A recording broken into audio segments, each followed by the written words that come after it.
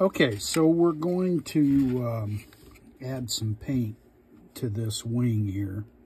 And as you can see, I've already done this section over here.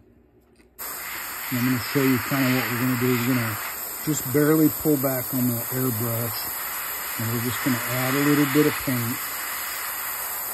Just like this. And now you can see that pre-shading shining through. So we're going to determine how much of that pre-shade we want to go through. Now, if you're new to airbrushing and you've been airbrushing for a while, you may have that tendency to just pull back on the nozzle and let it rip. And if you do that, you'll get plenty of paint on the wing, but you're going to cover up all your pre-shading. So you can look and see how much paint I have in that cup. Very little at all. So, but we're just going to pull back.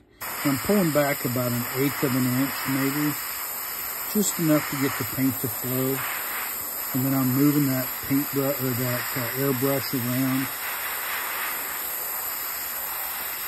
Really quick, kind of ziggling it. Is that a term? I don't know. So when we get done, our white's kind of showing through. There's a little bit of yellow on there. And all of that combines to show a mottled, faded look, if you will. So if we see anything that we feel like it's coming through too strong, we can just hit that area right there and just cover it up. Okay, so that's that wing. That's just the top. Oops. Here's the top of this next wing. And as you can see, this is what it looks like before we start. And so we're just going to start moving our top coat through there. Moving it around. Not staying in one place very long.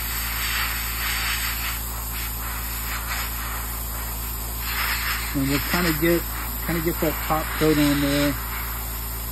And then we can go back and paint some more if we want. Now you can also do this. You can put the whole top coat on without any pre-shading and go back and post-shade, and so you can get a little bit lighter color. And you can do this same thing. You can bring in that lighter color and lighten up that top coat if you want. So it's kind of like what you decide. I've built models in the past and just totally forgot to do the pre-shading. And I'm sorry I keep bumping the camera. Totally forgot to do the pre-shading, and then all you can do then is do post-shading. But I think both are just as effective. It's just what you prefer. Pre-shading might give you a little bit more control.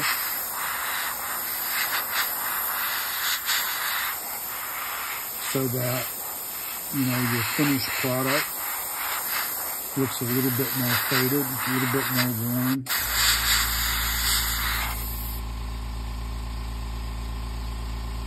So that looks pretty good. That looks pretty faded and worn. If you feel like it's maybe too much here in this area, you can just bring in some more of that paint. And maybe about out of paint. Just about in. So now to show you the paint that I used. I used Tamiya Acrylics Olive Drab XF62. But I also used a little bit of yellow X8, which is actually a gloss. I didn't even realize that, but that's all right. And that went in over, I still had some flat white in the cup, and I just mixed the two together. So I've seen guys also add brown to this, but the thing of it is you have to be really careful about what you're painting and knowing what is on that aircraft or that piece of equipment. if you you can simulate dirt as in, you know, in red, but aluminum aircraft do not rust. They do corrode, and rust is a form of corrosion. So to say that aluminum doesn't rust, I mean, that doesn't really mean anything. All that really means is it doesn't rust, but it does corrode. So you're not going to have a lot of red on your aluminum aircraft where it's rusted. I mean, that's just not going to happen. All right, so that's what I wanted to show you for this little tutorial or update, if you will.